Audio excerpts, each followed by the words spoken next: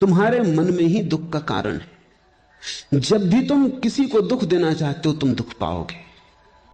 जब भी तुम दुख देने की आकांक्षा से भरे किसी विचार के पीछे जाते हो तुम दुख के बीज बो रहे हो। दूसरे को दुख मिलेगा या नहीं मिलेगा, तुम्हें दुख जरूर मिलेगा। तुम अगर आज दुख पा रहे हो तो बुद्ध कहते हैं कल बोए बीजों का फल है। और अगर कल तुम चाहते हो दुख न पाओ तो आज कृपा करना, आज बीज मत बोना।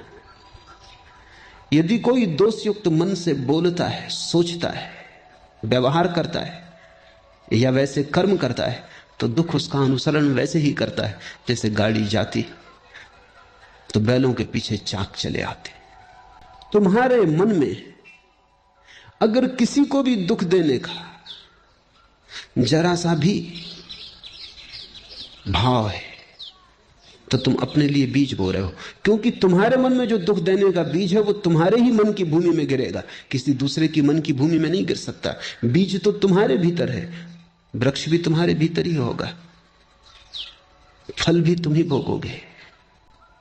अगर बहुत गौर से देखा जाए तो जब तुम दूसरे को दुख देना चाहते हो तब तुमने अपने को दुख देना शुरू कर ही दिया। तुम दुखी होने शुरू हो ही गए।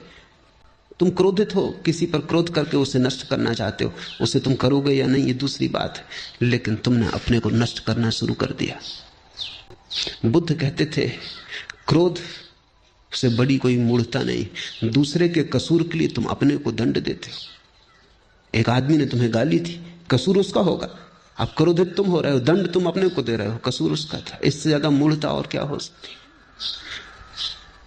उसने गाली दी, उसकी समस्या है, तुम क्यों बीच में आते हो। तुम गाली मत लो, लेने पर निर्भर है, लेना आवश्यक नहीं। आप मुझे गाली दे सकते हैं लेकिन लेने पर थोड़ी मजबूर कर सकते।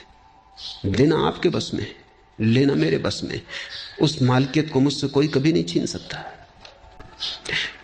मैं कह सकता हूं कि नहीं लेता, फिर तुम क्या करोगे। तुम्हारी गाली तुम्ही पर लौट जाएगी। तुमने गाली देने के लिए जो तैयारी में दुख भोगा वो भोगा, अब गाली लौटेगी तब तुम जो दुख भोगोगे वो भोगोगे। जब हम किसी चीज को अपने मन के भीतर ले लेते तभी वो सक्रिय हो जाती है और दूसरे से लेने की कोई जरूरत नहीं है। तुम अपने भीतर ही इतने दुख के बीज पैदा करते रहते हो अकारण।